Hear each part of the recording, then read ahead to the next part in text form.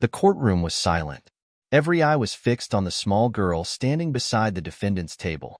She barely reached the microphone, her tiny fingers gripping the wooden railing in front of her. Her blonde ponytail trembled as she looked up at the judge, her big blue eyes filled with something no one expected, defiance. "Your Honor," she said, her voice clear and steady. "My daddy is not a liar." A wave of whispers spread across the courtroom. The judge, an older man with deep lines on his face, adjusted his glasses and leaned forward. "Sweetheart," he said gently, "do you understand what you're saying?" The girl nodded. Yes. Then she took a deep breath and said something that sent a chill through everyone in the room. "If my daddy goes to jail, then so should I." Gasps filled the air. Even the lawyers, who had spent their careers in courtrooms, exchanged uneasy glances. The prosecutor, a tall man with sharp eyes, tightened his jaw. He hadn't expected this. "What do you mean, child?" the judge asked. Tears welled up in her eyes, but she refused to let them fall.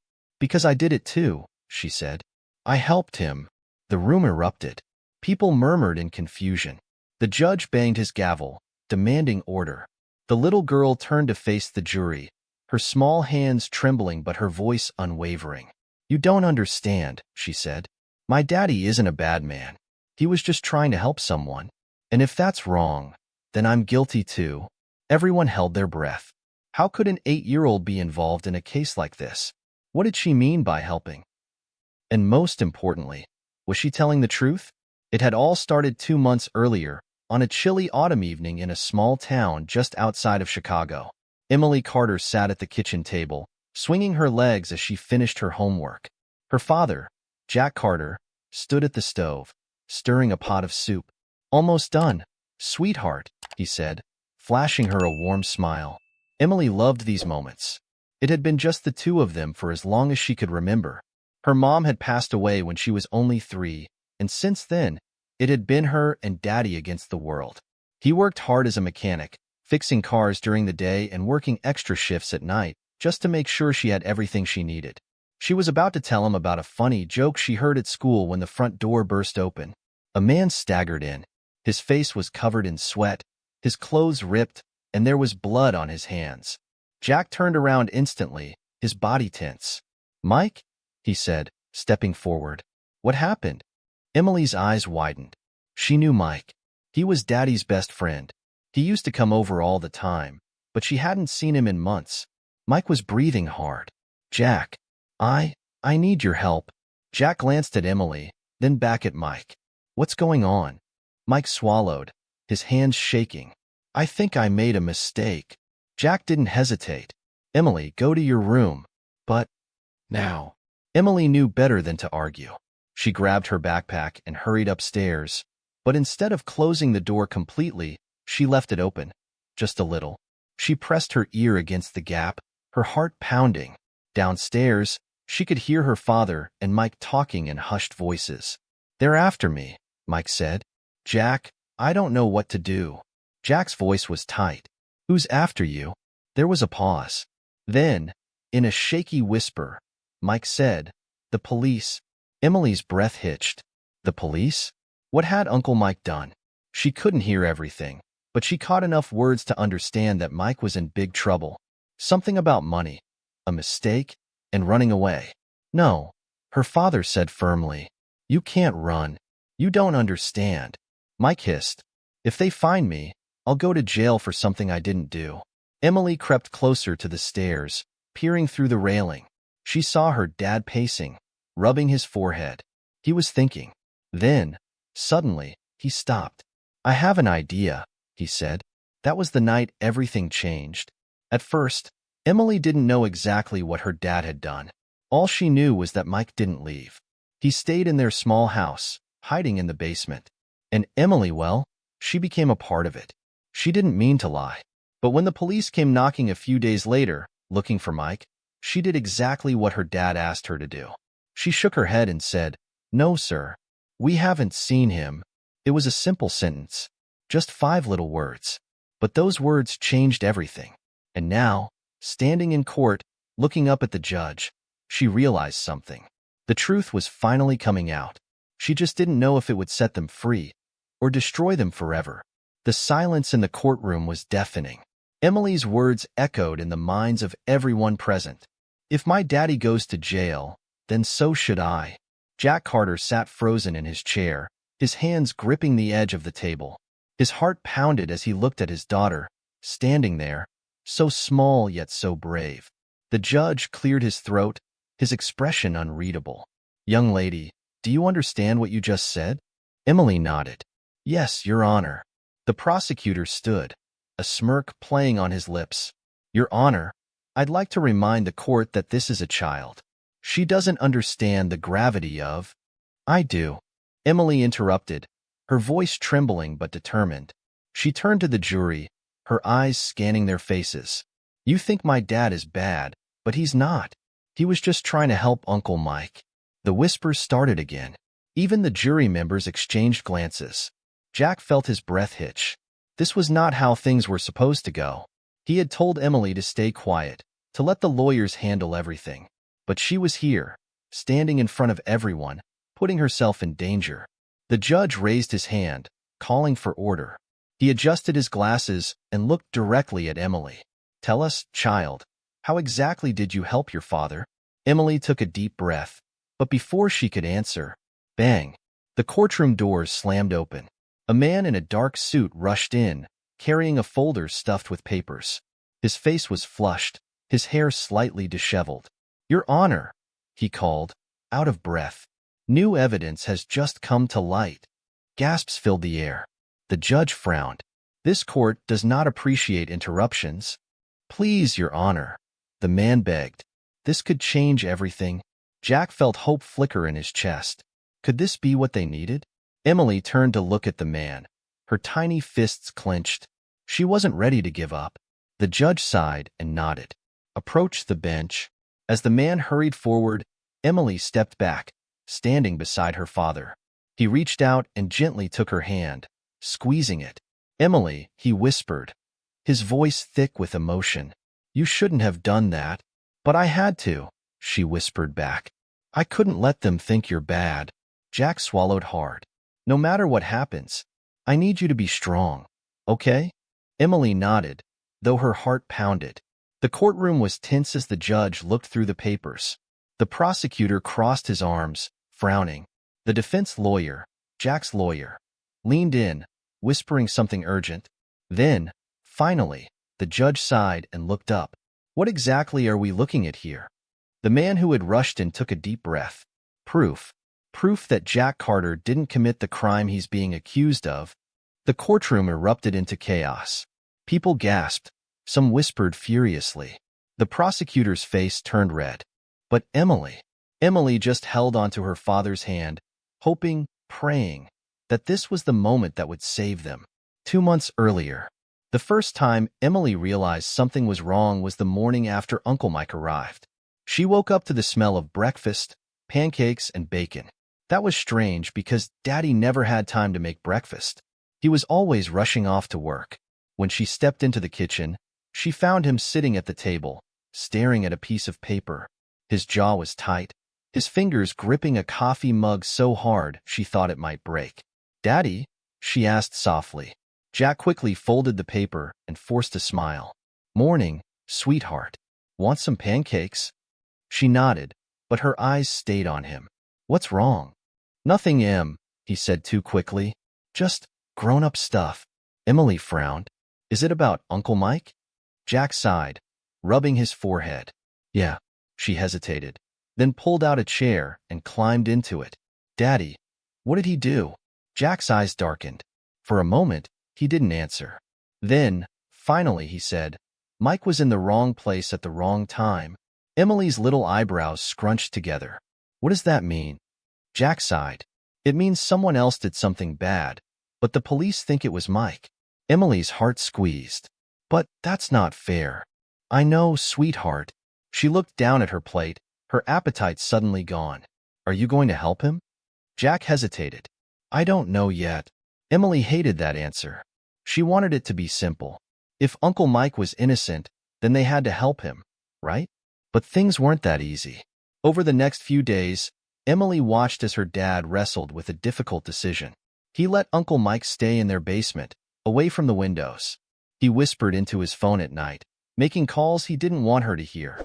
He looked over his shoulder whenever they went outside. And Emily knew her dad was scared. One afternoon, she came home from school to find Uncle Mike pacing in the basement. He had a map spread out on the table, his fingers tracing a road that led out of town. "I have to leave," he muttered. "I have to go before they catch me." Jack sat across from him, looking torn. "Running will only make you look guilty." Mike slammed his fist on the table. "Jack, they already think I'm guilty." Emily stood at the top of the stairs, clutching her backpack. She didn't understand everything, but she knew one thing. Her dad wanted to do the right thing. That night, she couldn't sleep. She kept thinking about Uncle Mike, about the police, about the way her dad looked at that folded paper. The next morning, the police came to their door. Jack told her to stay in her room, but she listened from the hallway. "Mr. Carter," one of the officers said, "we have reason to believe that Michael Porter is hiding in this area. Have you seen him?" Emily's heart pounded. She saw her dad's hands tighten into fists.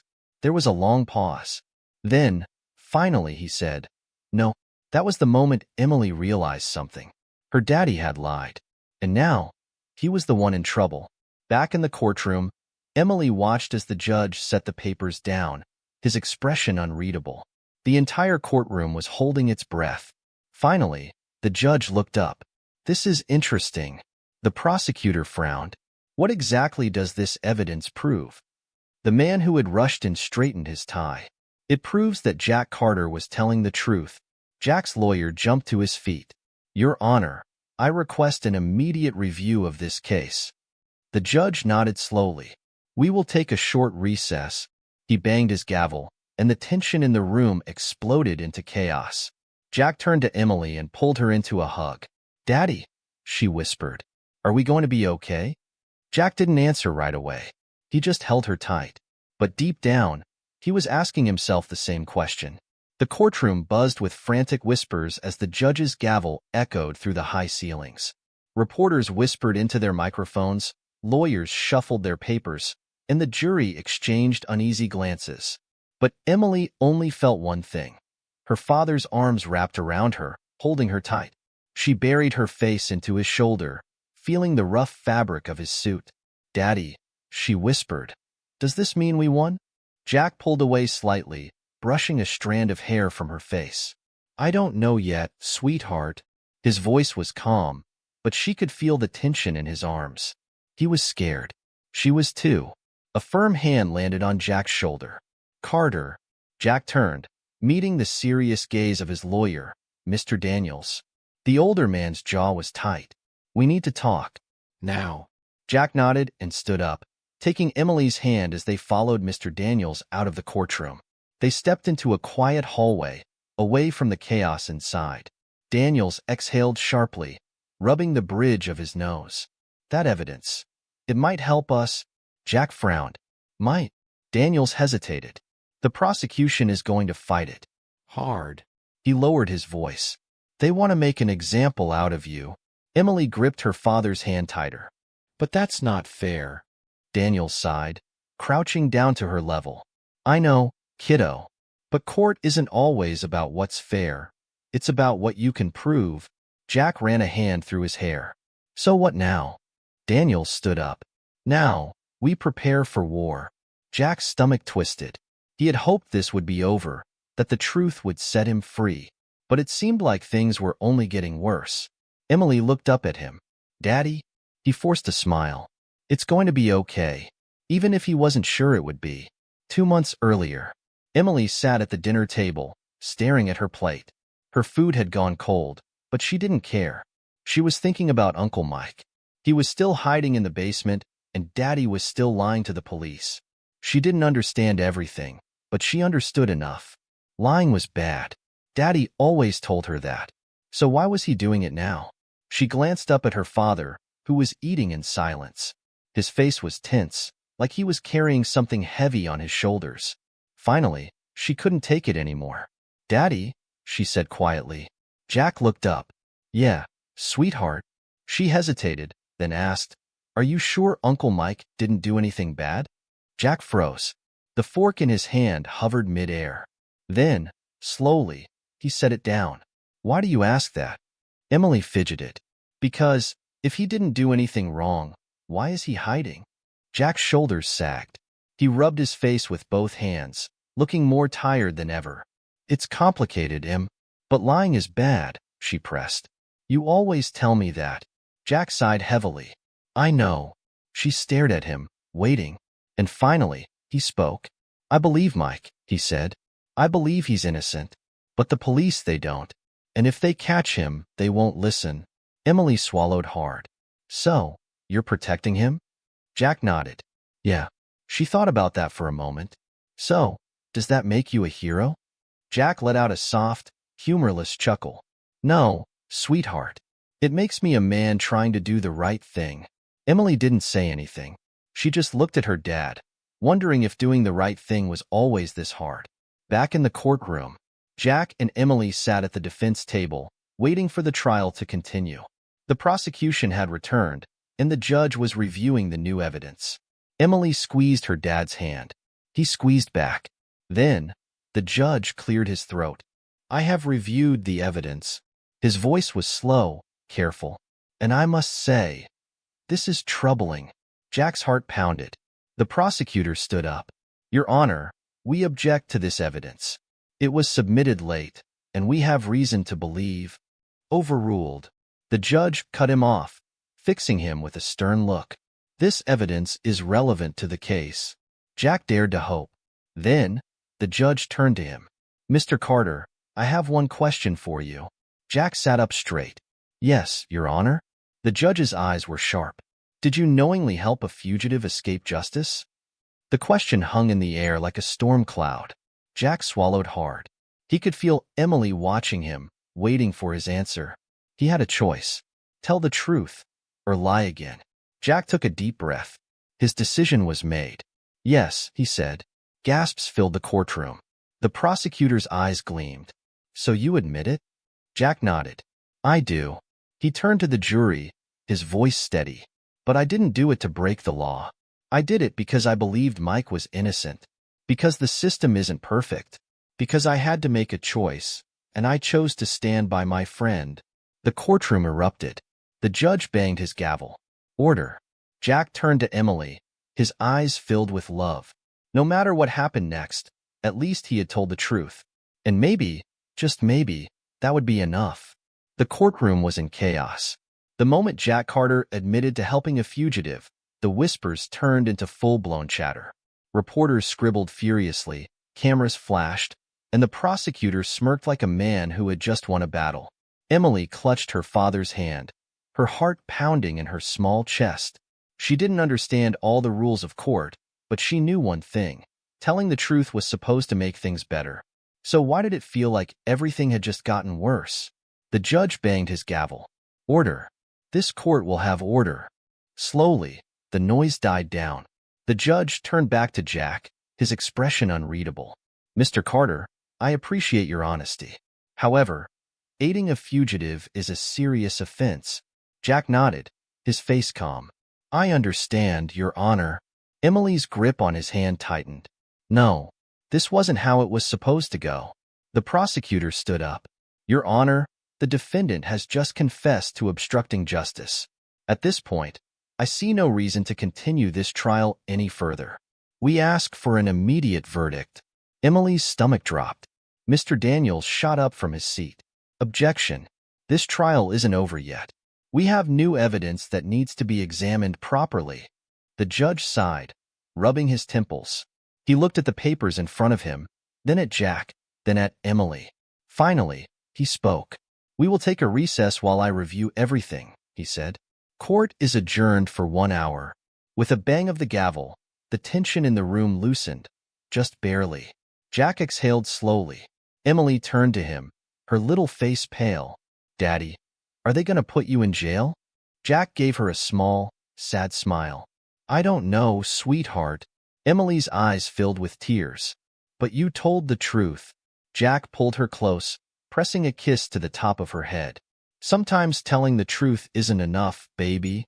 She buried her face in his chest, holding on to him as if she could stop time. Mr. Daniels sighed, packing up his files. Jack, we need to talk strategy. Jack nodded and stood, still holding Emily's hand as they followed Mr. Daniels into a private conference room. The moment the door shut, the lawyer dropped his bag onto the table and turned to Jack with an exasperated look. You just confessed on the stand, he said, rubbing his forehead. Jack, do you have any idea how hard this is going to be to fight now? Jack leaned against the table. I wasn't going to lie. Not in front of my daughter. Daniels let out a frustrated sigh. I get it. I do. But legally, this makes things tricky. Emily frowned. But he didn't do anything wrong. Daniels crouched down to her level. Legally speaking, he did. The law says helping a fugitive is a crime, even if that fugitive is innocent. Emily's fists clenched. That's not fair. Daniels gave her a sad smile. No, kiddo. It's not. Jack sighed, running a hand through his hair. What do we do now? Daniels straightened. We focus on the new evidence. If we can prove that Mike was truly innocent, then we can argue that you were doing what any good citizen would, helping someone avoid wrongful conviction. Jack nodded slowly. And if we can't prove that? Daniel's face darkened. Then we fight for the lightest sentence possible.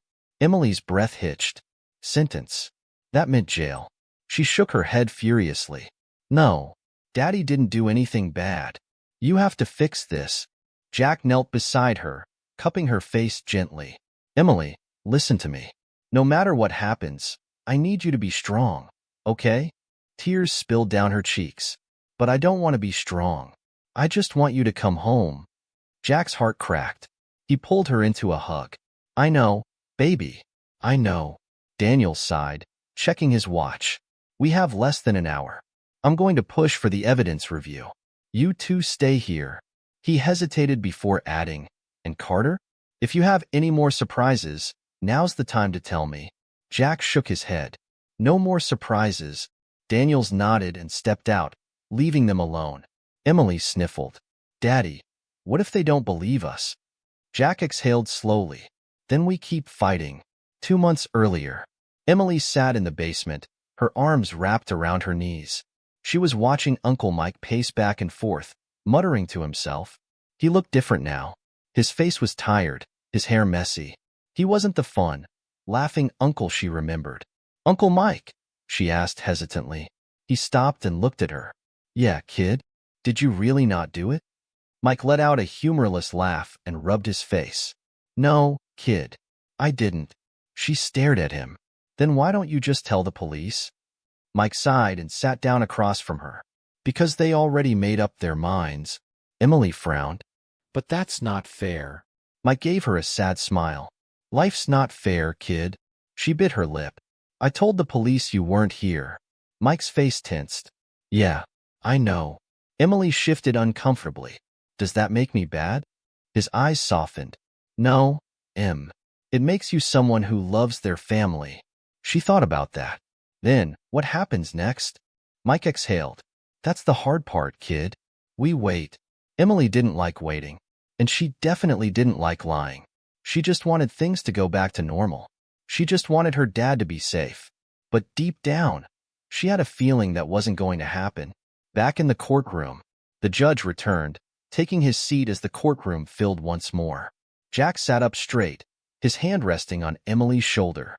The judge adjusted his glasses, glancing between the papers in front of him and the people in the room. Finally, he cleared his throat. This case presents unique challenges, he began. On one hand, Mr. Carter has admitted to aiding a fugitive. On the other, we now have reason to believe that the fugitive in question was falsely accused. The prosecutor stood. Your Honor, we still maintain that. The judge held up a hand, silencing him. I have made my decision. Jack's pulse pounded in his ears. Emily squeezed his hand. The judge took a breath and said, and then, the courtroom doors burst open. Everyone turned. A police officer strode inside, holding a file in his hands. He walked straight to the judge, whispered something in his ear, and handed him the file. The judge's face darkened as he flipped through the pages. Jack swallowed hard. Emily clutched his sleeve. And then, The judge looked up. His next words sent shockwaves through the courtroom. "Ladies and gentlemen, we may have been looking at the wrong suspect all along." Gasps filled the air. The prosecutor's face paled. Jack's stomach twisted. And Emily's breath caught in her throat. Because in that moment, she realized something. This wasn't just about her father anymore. Something much bigger was happening. And the real truth was just beginning to come out. The words, "We may have been looking at the wrong suspect all along," hung in the air like a bomb waiting to explode. Emily gripped her father's sleeve, her tiny fingers digging into the fabric. She could hear people whispering around the courtroom, their voices rising in excitement and confusion. The judge's face was unreadable as he flipped through the pages of the file the officer had just handed him. Jack's heart pounded. He had been preparing himself for prison, for the worst possible outcome. But this was something else entirely. The prosecutor shot up from his seat. "Your Honor, what is the meaning of this?" The judge exhaled slowly and placed the papers down. Then he looked up, his sharp eyes scanning the room.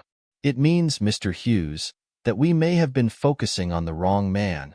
A shocked murmur spread through the courtroom.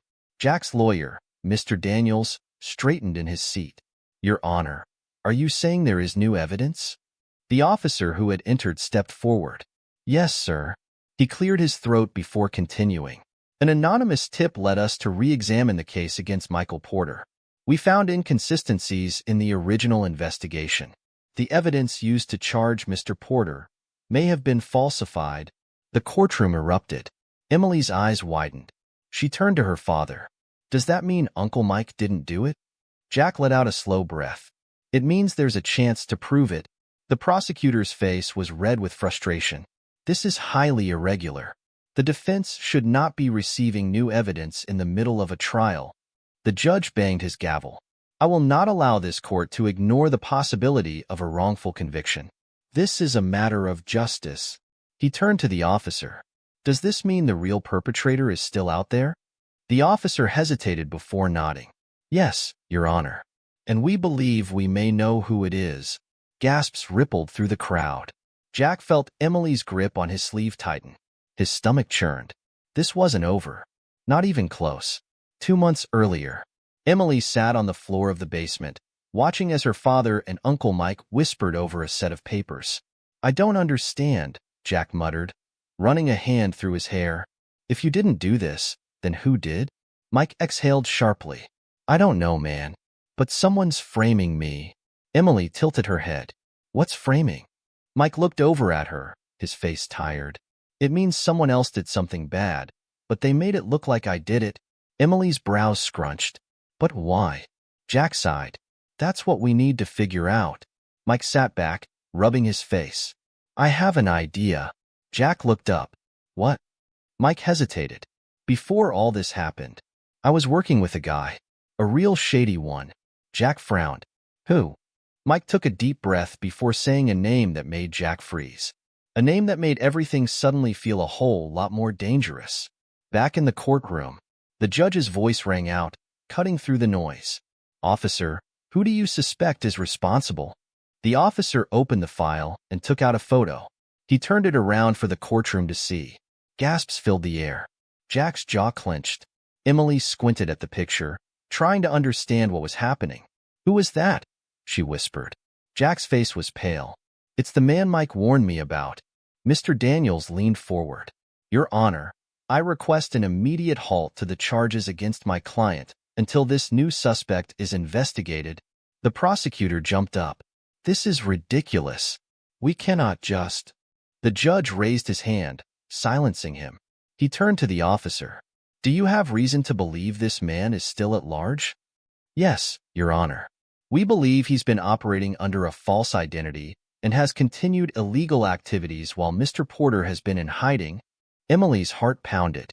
That meant Uncle Mike had been telling the truth all along. Jack looked down at his daughter and saw the hope in her eyes. But he knew better than to celebrate too soon.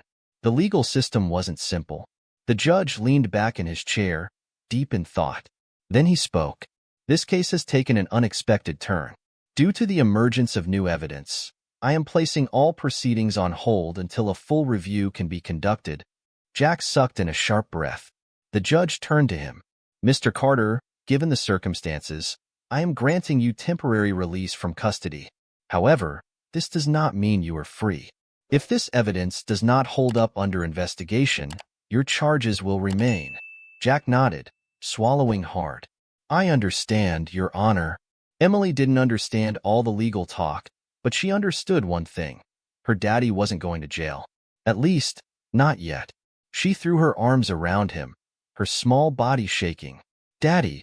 Jack held her close, his chest tight with emotion. The judge banged his gavel. Court is adjourned until further notice. As the crowd erupted into chaos, Jack sat back in his chair, feeling something he hadn't felt in weeks. Hope. But deep down, he knew this wasn't the end. It was only the beginning. Jack Carter stepped out of the courthouse, his hand tightly holding Emily's as they walked down the stone steps. The air outside was crisp, and the chatter of reporters buzzed around them like angry bees. Cameras flashed. Microphones were shoved in his face. Mr. Carter, how does it feel to be temporarily released? Do you think this new evidence will clear your name? Do you believe the real criminal is still out there? Jack kept walking, his jaw tight, his eyes focused on the parking lot ahead. Emily clung to his side, her heart pounding. She didn't like the way the people with cameras looked at them, like they were trying to trap her daddy in a cage again. Suddenly, a voice cut through the noise. Mr. Carter. Jack turned just as a woman pushed through the crowd. She was young, dressed in a professional black blazer, her brown hair tied in a tight ponytail. She wasn't like the other reporters. Her eyes weren't hunting for a headline. My name is Rachel Moore, she said quickly. I'm an investigative journalist. I believe you. Jack frowned. I don't need a reporter on my side. Rachel shook her head. I'm not just a reporter. I've been following the case against Michael Porter since the beginning. I know something's not right. She pulled a small notebook from her bag and flipped through it. This new suspect they're looking into? I think he's been setting people up for years. But I need your help to prove it. Jack hesitated. His first instinct was to walk away. He had spent his life keeping Emily safe, and getting involved with reporters never led to anything good. But then he felt Emily squeeze his hand. Daddy, she whispered. If she can help Uncle Mike, shouldn't we listen? Jack exhaled slowly. He looked back at Rachel. What do you want to know? Rachel's eyes lit up. Everything. 2 months earlier. Mike Porter leaned back in the chair, his face pale. Jack stared at him. Say that name again. Mike hesitated. Lucas Shaw. Jack's hands curled into fists. He knew that name. Everyone in town did. Lucas Shaw was a businessman on the outside. A man with money, power, and connections. But if you looked closer, you'd find rumors of corruption, illegal dealings, and people who crossed him, disappearing. Jack's stomach twisted. You're telling me Shaw is behind this? Mike nodded. I was working at his garage. I didn't know who he really was at first, but after a while, I started noticing things. Cars with fake plates, cash deals happening in the back, guys coming in with bruised knuckles. I tried to quit, but Jack already knew how the story ended. Shaw wasn't the kind of man you just quit on. Mike ran a hand through his messy hair. Then one night, there was a break-in at a warehouse Shaw owned. The next day, cops were at my door, saying I did it. I had nothing to do with it, Jack. But the security footage? It was tampered with. It showed someone who looked like me, wearing my jacket, stealing from Shaw. Jack clenched his jaw. And now he's got the cops believing you're guilty. Mike nodded. If I go to jail, Shaw wins. He keeps his secrets. But if I can prove he set me up... Jack sighed, rubbing his forehead. Then we're both in trouble. Back in the present, Jack sat across from Rachel in a quiet diner, Emily sipping on a milkshake beside him. The journalist had her notebook open, flipping through pages filled with scribbles. I've been digging into Shaw for years, Rachel said. But he's careful. No one who works for him will talk. And anyone who tries, she hesitated.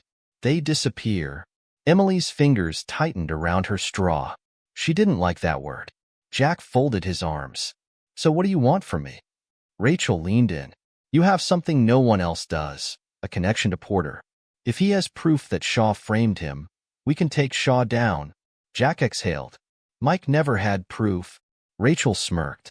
Not yet, but I think I know where to find it. Jack frowned. Where? Rachel pulled a folded paper from her bag and slid it across the table. Jack opened it. His blood ran cold. It was a photo of a storage unit. This is Shaw's? He asked. Rachel nodded. I believe he keeps records there. Transactions, blackmail files, proof of everything he's done. Jack stared at the photo. He knew this was dangerous. Getting involved with Shaw meant risking everything. But then he looked at Emily, and he thought about Mike, hiding in that basement, waiting for justice. Jack took a deep breath. What do we do next? That night, Jack sat on the couch, staring at the TV without really watching. Emily sat beside him, curled up in a blanket, her eyes drooping with sleep. Daddy, she murmured. Jack turned to her. Yeah, baby? She blinked sleepily. Are you gonna be okay? Jack swallowed hard. He wished he could promise her everything would be fine, that there would be no more courtrooms, no more danger. But he couldn't lie to her. Not anymore. He pulled her close and kissed her forehead. I don't know, sweetheart, but I'll do everything I can to make sure you are. Emily snuggled into his side, and Jack stared at the darkened window, his mind racing. Tomorrow, he and Rachel would go to that storage unit. Tomorrow, he might find the proof that could clear his name. Or tomorrow, he might step into something far worse than he had ever imagined. Either way, there was no turning back now. Jack tightened his grip on the steering wheel, his knuckles turning white as he drove through the darkened streets. Beside him, Rachel Moore sat with a map spread across her lap, her eyes scanning the dimly lit road signs. Emily was back at home, safe with a neighbor. That was the only way Jack had agreed to this. He couldn't risk her being anywhere near what they were about to do. We take the next right, Rachel whispered, glancing at the storage unit address scribbled on her notepad. It should be at the edge of the industrial park. Jack exhaled slowly. Are you sure about this? Rachel glanced at him. No, but if we don't try, you'll go to prison, and Shaw will keep running the city. Jack pressed his lips into a firm line and turned the wheel. The truck rumbled down a desolate street, the flickering streetlights casting eerie shadows across the pavement. Ahead, rows of identical storage units stretched into the distance, their rusted metal doors reflecting the moonlight. Jack parked a few spaces away from their target. That's the one. Rachel nodded. Unit 142. Jack shut off the engine, and they both sat in silence for a moment, listening to the wind whistling outside. Last chance to turn back, Jack murmured. Rachel smirked. You really think I'd come this far just to run? Jack sighed and reached into his glove compartment, pulling out a small flashlight. Then let's do this. They climbed out of the truck and moved quickly, keeping to the shadows. The storage facility was deserted at this hour, but that didn't mean they were alone. Jack knew better than to assume no one was watching. Rachel knelt by the lock. It's a high-security one, she muttered. Shaw's not taking any chances. Jack pulled out a small crowbar he had brought along. Then we don't either. Rachel stepped back, and with a sharp grunt, Jack wedged the crowbar into the lock and pulled. The metal groaned in protest before snapping loose with a loud crack. They froze. Silence. Jack exhaled and yanked the door up just enough for them to slip inside. The inside of the storage unit was colder than the outside, the scent of dust and motor oil thick in the air. Stacks of old crates lined the walls, and a single overhead bulb flickered weakly above them. Rachel wasted no time, pulling out her phone and snapping pictures of everything. There has to be something here, she whispered, rifling through a stack of papers on a workbench. Jack moved toward the back, his eyes scanning the crates. Some were labeled with fake shipping names, others with numbers he didn't recognize.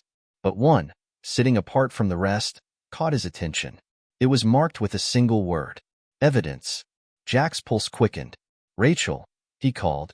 She turned, and when she saw what he was looking at, her eyes widened. That's it. Jack yanked the crate open. Inside were stacks of files, flash drives, even videotapes. He picked up one of the files and flipped it open. Mike Porter's name was scrawled across the top, and underneath it, Jack's blood ran cold. It was a fake witness statement, a fabricated timeline, and a falsified police report. This is it, he whispered. This proves Mike was set up. Rachel grinned. Jack, this is enough to take Shaw down. But before Jack could respond, a sharp metallic click echoed through the storage unit. Jack turned slowly, his stomach dropping. A man stood at the entrance, blocking their way out. He was tall, broad-shouldered, and dressed in all black. A ski mask covered his face, and in his gloved hands was a loaded gun, aimed directly at Jack's chest. Rachel sucked in a breath. Oh no. The man's voice was low and cold. You two just made a big mistake. Jack didn't move. He knew that one wrong step could mean the end of both of them. But then, out of the corner of his eye, he saw something. Another stack of crates, teetering dangerously on the edge of a shelf. An idea formed in his mind. A reckless, dangerous idea. He just needed a distraction. Rachel must have read his mind because, in the next second, she did something insane. She grabbed the nearest crate and threw it at the masked man. The man ducked, cursing, and in that split second, Jack lunged. He grabbed the shelf and yanked. The entire stack of crates came crashing down. The masked man shouted in alarm, diving out of the way as boxes and metal parts rained down. Jack didn't wait. He grabbed the crate with the evidence and turned to Rachel. Run! They sprinted out of the storage unit, Jack clutching the files as they raced toward the truck. Behind them, the masked man struggled to his feet, shouting into a radio. They have it. Stop them. Jack's chest burned as he ran. He could hear the screech of tires, headlights flashing in the distance. More of Shaw's men were coming. Rachel threw open the passenger door. Go, go, go. Jack tossed the crate into the back seat, jumped into the driver's seat, and turned the key. The engine roared to life. Then, just as the first car came speeding toward them, Jack slammed his foot on the gas. The truck shot forward, tires screeching as they tore out of the storage lot. Rachel clutched the dashboard. They're following us. Jack glanced in the rearview mirror. Two black SUVs were gaining on them fast. Hang on, he growled. Then he jerked the wheel hard, swerving onto a side road. The truck bounced as they hit an uneven patch of road, the headlights cutting through the darkness. The SUVs followed, their engines roaring. Rachel's phone buzzed. She looked down, her eyes widening. Jack, we have a bigger problem.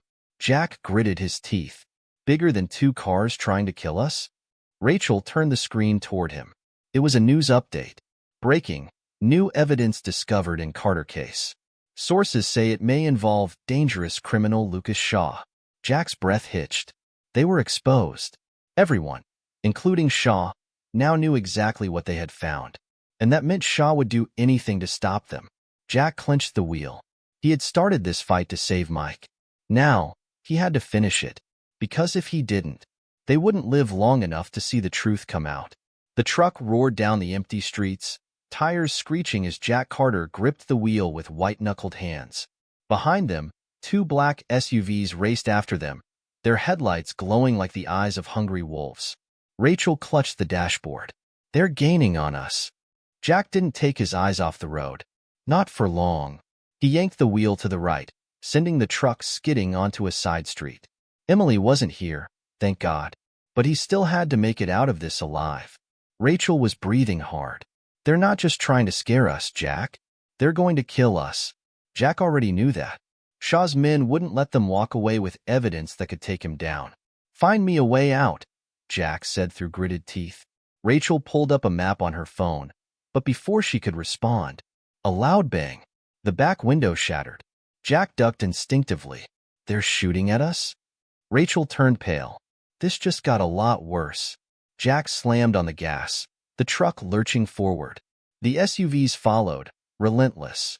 Another gunshot rang out, hitting the side mirror, sending shards of glass flying. Hold on, Jack shouted. He swerved hard, aiming for a construction site up ahead. He barely made it past the barrier, plowing through an opening between two piles of steel beams. The first SUV followed, but the second one wasn't fast enough. With a sickening crash, it slammed into a stack of concrete blocks. One down. Rachel turned to see the wreckage behind them. That bought us time. But we still have one on our tail. Jack's eyes darted to the side streets. Then he spotted something, a bridge up ahead, partially under construction. It was risky. It was stupid. but it was the only shot they had. Jack pressed the gas harder. "We're taking the bridge." Rachel's eyes widened. "Are you insane? Do you want to die here?" Rachel groaned but didn't argue. The bridge loomed closer, its unfinished section barely held together with wooden planks. It wasn't meant for cars, but Jack didn't care. The SUV behind them was getting closer. Its driver saw what Jack was about to do, but it was too late to stop him. Jack gripped the wheel and muttered, "Hold on tight." Then, the truck hit the bridge. The wooden planks groaned under the weight as they sped across, each second a gamble. Behind them, the SUV driver hesitated for half a second. That was his mistake. As Jack's truck made it to the other side, the bridge collapsed. The SUV didn't make it. With a horrifying crack, the vehicle tumbled into the dark waters below. Rachel turned in her seat, breathing hard. "Holy!" Jack exhaled, his fingers aching from gripping the wheel so hard. He didn't slow down until they were miles away, safely hidden among the back roads leading out of town. Rachel wiped sweat from her brow. "Jack, we just took down 2 of Shaw's guys." Jack didn't respond immediately. His mind was racing. They had the evidence. They had survived. But now, Shaw would know exactly who was coming for him. Jack clenched his jaw. "We need to go public." Now. Rachel nodded. "We have everything we need to expose him. But we need to be smart about this. If we release this the wrong way, he'll just bury it." Jack exhaled. "Then who do we trust?" Rachel thought for a moment, then pulled out her phone. "There's one person." She scrolled through her contacts. Detective Mark Holloway. He's one of the few cops in this town who isn't owned by Shaw. Jack wasn't convinced. "How do you know?" Rachel smirked. "Because he's been trying to take Shaw down for years. And because his brother was one of the people who disappeared." Jack frowned. "That personal?" Rachel nodded. Very. Jack sighed. Then let's find him. Rachel tapped a few buttons. "He works the night shift. If we hurry, we can catch him at the precinct before he clocks out." Jack nodded and turned the truck onto a new road. "Let's finish this." The police station was quieter at night, but not empty. Jack parked a block away. He didn't want to be seen. If Shaw had people inside the department, they'd be waiting for him. Rachel led the way through the side entrance, past the rows of desks and into a small hallway where a single detective's office light was still on. Rachel knocked twice. "Holloway, it's me." There was a pause. Then the door unlocked. Detective Mark Holloway was a tall man with graying hair and tired eyes. He didn't look surprised to see Rachel, but when he spotted Jack, his expression darkened. "I know who you are," Holloway said gruffly, "and I know what you've been accused of." Jack didn't flinch. "Then you also know I'm innocent." Holloway studied him, then exhaled. "I hope so." Rachel pulled the files from her bag and dropped them onto his desk. "Here's your proof." Holloway glanced down, flipping through the documents. As he read, his face shifted from skepticism to shock, then to something deeper, anger. "This," he inhaled sharply, "this is what I've been looking for." Jack crossed his arms. "You believe us now?" Holloway looked him in the eye. "I do." Rachel leaned in. "Then help us. Get this to the right people before Shaw finds out we have it." Holloway hesitated. "This won't be easy. Shaw has friends in high places. If we do this wrong, he'll slip through the cracks again." Jack's fists clenched. "Then we make sure he doesn't." Holloway nodded slowly. "I'll take this straight to the DA, but you two need to lay low. If Shaw gets desperate, he'll do anything to shut you up." Jack exhaled. "We've already figured that part out." Rachel checked her phone. "The media's already buzzing about the case. We just need to make sure the truth reaches the right people first." Holloway grabbed his jacket. "Then let's move." Jack turned to Rachel. "What happens if this works?" Rachel smirked. "Then Shaw's going to prison." Jack glanced at Holloway. "And if it doesn't?" Holloway's face was grim. "Then you better run." Jack nodded. He knew what was at stake. But for the first time in months, he felt something real. Hope. Tomorrow, everything would change. One way or another. Jack Carter barely slept that night. He sat on the edge of his bed, staring at the darkened window, listening to the distant sounds of the city. Emily was curled up under the covers, safe and unaware of the storm about to hit. If everything went according to plan, today would be the beginning of the end for Lucas Shaw. If it didn't, Jack exhaled, rubbing his face. He didn't want to think about that. His phone buzzed on the nightstand. He grabbed it instantly. Rachel, Holloway is meeting with the DA in an hour. Everything's in motion. Jack typed back. Good. Any trouble yet? Rachel's response came quick. Not yet, but I don't trust the silence. Shaw won't go down without a fight. Jack's gut twisted. He knew she was right. Shaw was too powerful, too connected. He wasn't the kind of man to sit back and let the walls close in. Jack's only hope was that they had moved fast enough. He stood, stretched his sore muscles, and checked on Emily one last time. She was still asleep, her tiny hands gripping her stuffed bunny. Jack knelt beside her, brushing a strand of hair from her forehead. He wished he could promise her everything would be okay. But he had learned the hard way. Promises didn't always mean much. At the district attorney's office, Detective Holloway sat across from District Attorney Valerie Quinn, his hands resting on a thick folder, the folder that could bring down Lucas Shaw. D.A. Quinn was a sharp-eyed woman in her mid-40s, with a reputation for being tough on crime. She had tangled with Shaw's associates before, but this was the first time she had real evidence to go after him directly. She flipped through the documents, her face unreadable. After several minutes, she closed the folder and exhaled. This is big. Holloway nodded. It's enough to reopen Mike Porter's case and issue a warrant for Shaw's arrest. Quinn tapped her fingers on the desk. You realize what happens if we move forward with this? Holloway's jaw tightened. Yeah. It means Shaw will come after us. Quinn leaned back in her chair. Then let's make sure we hit him first. She picked up the phone. Get me a judge. We need an arrest warrant now. Jack's apartment. Jack paced the living room, checking his phone every few minutes. Still nothing from Rachel. Still nothing from Holloway. The waiting was unbearable. Emily shuffled into the room, rubbing her sleepy eyes. Daddy? Jack turned, forcing a smile. Hey, baby. You sleep okay? She nodded, then frowned. Why are you worried? Jack hesitated. He didn't want to scare her, but he also didn't want to lie. He knelt down in front of her. Something important is happening today. It's about Uncle Mike. We're trying to make things right. Emily's little hands fidgeted with her pajama sleeves. Did we win? Jack wished he knew the answer. Before he could respond, his phone buzzed. Rachel. Rachel. They got the warrant. Holloway is on his way to make the arrest. Jack's heart pounded. This was it. He picked up Emily and hugged her tight. Maybe, sweetheart. Maybe we just did. Somewhere across town. Lucas Shaw sipped his morning coffee, glancing out the window of his high-rise office. The city stretched out below him, unaware of the chaos about to unfold. His phone rang. He answered without looking. This better be important. A panicked voice filled the line. Boss, we've got a problem. Shaw frowned. Talk. The cops just got a warrant for your arrest. Shaw's grip tightened on the phone. What? The DA. They've got files, evidence. Someone's been digging. Shaw's mind worked fast. Carter. That mechanic had gotten in the way one too many times. Shaw took a slow breath. Who's leading the arrest? Detective Holloway. Shaw smirked. Of course it's Holloway. He set his coffee down and stood. Get the team ready, he said calmly. We're not going down without a fight. On the streets. Detective Holloway drove toward Shaw's headquarters, 2 squad cars following behind.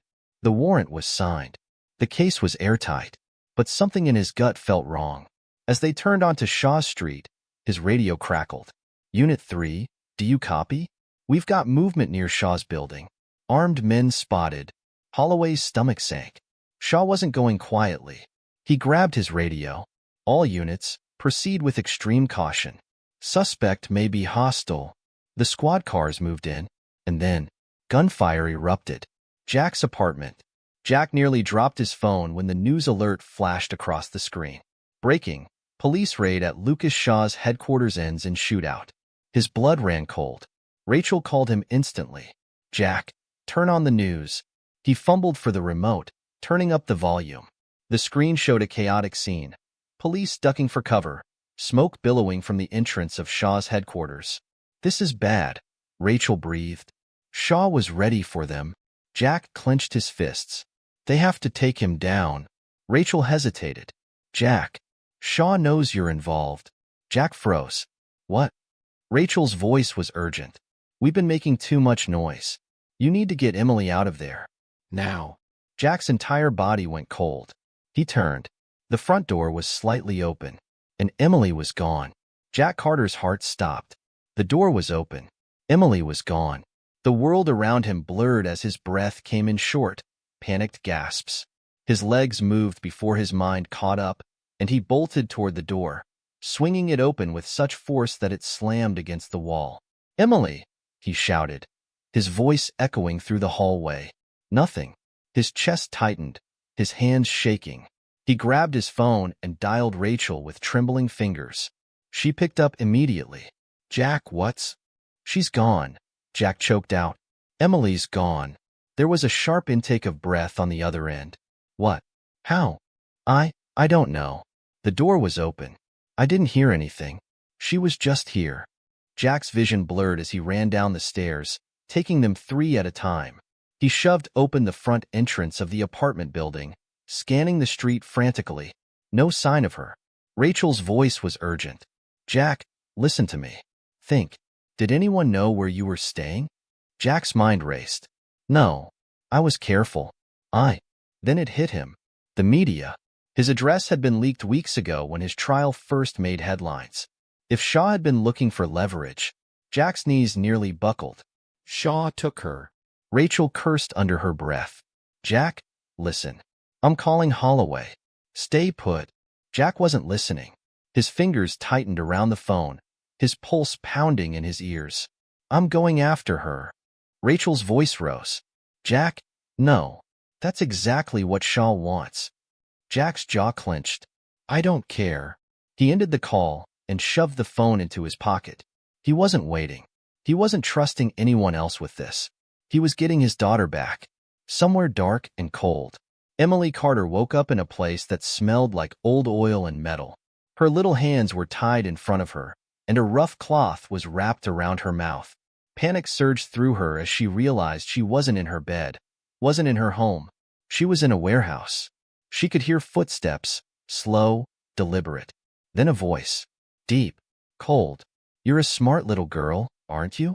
Emily's heart pounded as a tall man stepped into view. He had slicked back hair and wore a crisp black suit, like the villains in the movies her dad didn't let her watch. But this wasn't a movie. This was real. Lucas Shaw knelt in front of her, his dark eyes scanning her face. You know who I am, don't you? Emily glared at him. He smirked.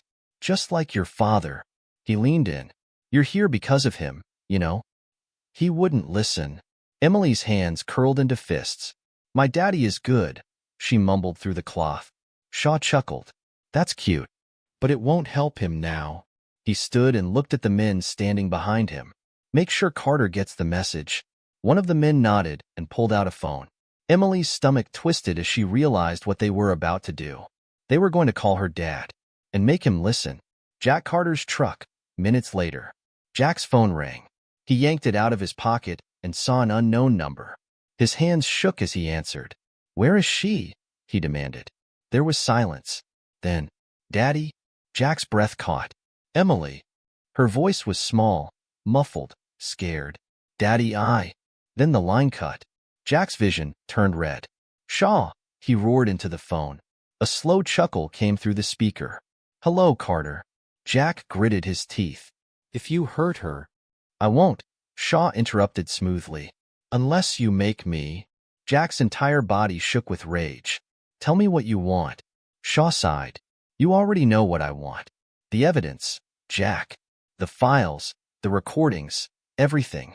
You bring it to me, and your little girl goes home safe. Jack's jaw clenched so hard it ached. If I do this, I need proof she's okay. There was a pause. Then, Daddy? Emily's voice. Jack's hands tightened around the steering wheel. I'm coming, baby. I promise. Shaw's voice returned. 1 hour, Carter. No cops. No tricks. Or she disappears forever. The line went dead. Jack gripped the wheel so hard that his knuckles turned white. His brain was screaming at him not to do it.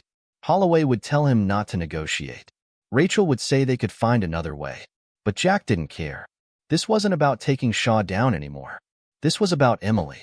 And Jack would burn the world down to get her back. He threw the truck into drive and sped into the night. Jack Carter drove like a man possessed. The city blurred past him, neon lights and street signs flashing as he weaved between cars, pushing the truck faster than he ever had before. His heart was a war drum, beating in his chest, his mind locked on one thing. Emily, his little girl, his entire world. Shaw had her, and if Jack didn't play this right, he'd never see her again. He gritted his teeth, gripping the wheel so tight his fingers ached. 1 hour. That's what Shaw had given him. Jack glanced at the files on the passenger seat. Evidence that could destroy Shaw forever. His gut twisted. If he handed it over, Shaw would walk free. The monster who had framed Mike, who had ruined lives, who had taken his daughter. He'd never face justice. But if he didn't, Jack shook his head. He couldn't think about that. Not when Emily's life was on the line. His phone buzzed. Rachel. He ignored it. It buzzed again. With a curse, he pressed the call button. Not now, Rachel. Her voice was urgent. Jack, listen to me. I know where he's keeping her. Jack's breath caught. Where? I hacked into some surveillance feeds. Don't ask how, and I found an abandoned shipyard near the docks. Shaw's men have been moving in and out of it all night. It's got to be the place. Jack's mind raced. How far? 20 minutes if you don't get pulled over. Jack floored the gas. I'm on my way. Rachel's voice turned sharp. Jack, you can't just go in alone. Shaw has men, armed men. This is a suicide mission. Jack's grip tightened. I don't have a choice. Rachel hesitated. Yes, you do. Holloway's already moving. The second he gets a location, he's bringing the entire department. Jack's stomach twisted. That's not fast enough. Rachel sighed. Jack, I'm not waiting, Jack snapped. I'm getting my daughter back. He ended the call. Abandoned shipyard. 40 minutes later. Jack stepped out of the truck, his heart pounding. The shipyard stretched before him. Rusted shipping containers stacked like a steel maze. Dim floodlights buzzed overhead, casting eerie shadows across the cracked pavement. He wasn't alone. Men in dark suits stood near the warehouse entrance, guns tucked under their jackets. Shaw's people. And somewhere inside, Emily. Jack exhaled slowly, forcing himself to stay calm. He reached into the truck and grabbed the briefcase holding the evidence. If this was the price to bring her home, so be it. As he approached, one of the guards lifted a radio. He's here. A moment later, the warehouse doors groaned open. Lucas Shaw stepped out. He looked as polished as ever, his suit crisp, his hair neatly combed. But his eyes were cold, like a predator. Carter, he greeted smoothly. Right on time. Jack's voice was pure steel. Where's Emily? Shaw smirked. Patience. First, let's talk business. Jack clenched his fists. I didn't come to talk. Shaw nodded toward the briefcase, then handed over. Jack hesitated. Shaw's smile widened. Ah, there it is. That doubt. That moment where you wonder, can I really trust him? He chuckled. Smart man. The answer is no. Jack's muscles tensed. Shaw's voice dropped. But what choice do you have? Jack ground his teeth. Show me she's alive. Shaw sighed dramatically and snapped his fingers. A door creaked open behind him. And then, Emily. Her tiny frame, her blonde ponytail messy, her blue eyes wide with fear. She was clutching her stuffed bunny, her arms wrapped tightly around it. Daddy. Jack's breath hitched. Relief crashed over him, but it was poisoned with fury. Emily tried to run to him, but one of Shaw's men grabbed her shoulder, holding her back. Jack's entire body screamed at him to move, to tear through every man in his way. Shaw watched him carefully. You see, Carter? She's fine. Now, be a good father and give me what I want. Jack's hands shook. The briefcase felt like a bomb in his grip. If he handed it over, Shaw would win. But if he didn't, Emily's little voice broke through the tension. Daddy, don't give him anything. Shaw's expression darkened. Jack's stomach dropped. Emily. I heard them talking, she said bravely. He's lying. He won't let us go. Shaw's jaw clenched. He turned to his men. Shut her up. Jack saw red. His feet moved before he could think. With a roar, he swung the briefcase hard. It cracked against the first guard's head, sending him sprawling. Gunfire erupted. Jack dove, rolling behind a stack of crates as bullets ripped through the air. Get him! Shaw barked. Jack didn't hesitate. He grabbed a discarded metal pipe and swung it at the nearest thug, knocking the gun from his hand. He grabbed the weapon before it hit the ground and fired 2 quick shots, hitting another man in the leg. Screams. Chaos. Emily was in the middle of it. Jack locked eyes with her. Run, baby. She hesitated, then bolted. Shaw snarled. Stop her. Jack lunged forward, tackling the last guard in his way. He slammed his fist into the man's jaw, once, twice, then scrambled to his feet, running after Emily. Shaw's voice was a venomous hiss behind him. Carter, if you walk away now, you'll regret it. Jack didn't stop. He scooped Emily into his arms and ran. Bullets whizzed past them, shattering metal and concrete. Jack zigzagged through the maze of containers, his breath ragged, his muscles burning. Then, sirens. Red and blue lights flooded the shipyard. Holloway's voice boomed through a megaphone. This is the police. Drop your weapons and surrender now. Shaw's men scattered like rats. Jack didn't stop until he saw the line of cop cars. He burst through the clearing, Emily still in his arms. Holloway ran toward them. Carter. Jack collapsed to his knees, clutching Emily tightly. She was safe. She was safe. Holloway knelt beside them, checking Emily for injuries. She okay? Jack nodded, his throat tight. Yeah. Then, a single gunshot rang out. Jack turned and saw Lucas Shaw, standing alone, his gun smoking, aiming right at him. A cop tackled Shaw to the ground before he could fire again. Jack exhaled shakily. It was over. For real this time. Emily clung to him, her little body shaking. Daddy, she whispered, her voice small. Jack pressed his forehead to hers. It's okay, baby. It's over. And this time, it really was. Jack Carter sat on the courthouse steps, the weight of the past few months pressing down on him like a storm that had finally passed.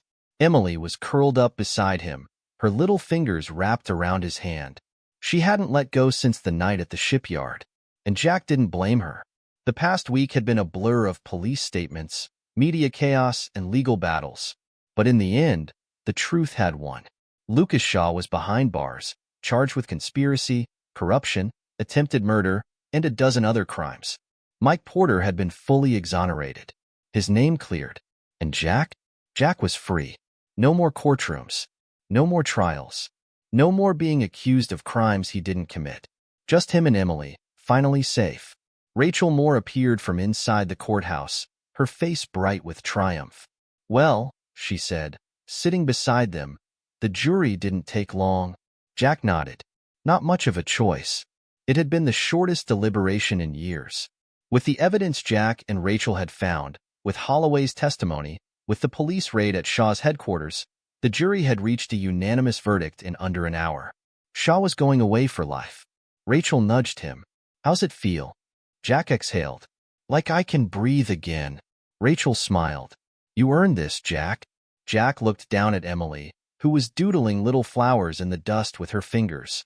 No, he said softly. She did. Rachel glanced at Emily and grinned. Yeah, your kid's got guts. Jack smiled. Yeah, she does. Emily perked up. Does this mean Uncle Mike can come home now? Jack chuckled, brushing her hair from her face. Yeah, sweetheart. It does. A familiar voice called out from across the street. Hey, troublemakers. Jack turned, a grin breaking across his face. Mike Porter stood there, hands in his pockets, a wide smile on his face. Emily squealed and ran straight into his arms. Uncle Mike. Mike laughed, lifting her off the ground. Man, I missed you, kid. Jack walked up, and Mike pulled him into a tight hug. You did it, Mike said quietly. Jack shook his head. We did it. Rachel crossed her arms. Correction, I did it. You guys just ran around getting shot at. They all laughed, the tension finally breaking. For the first time in months, Jack felt light.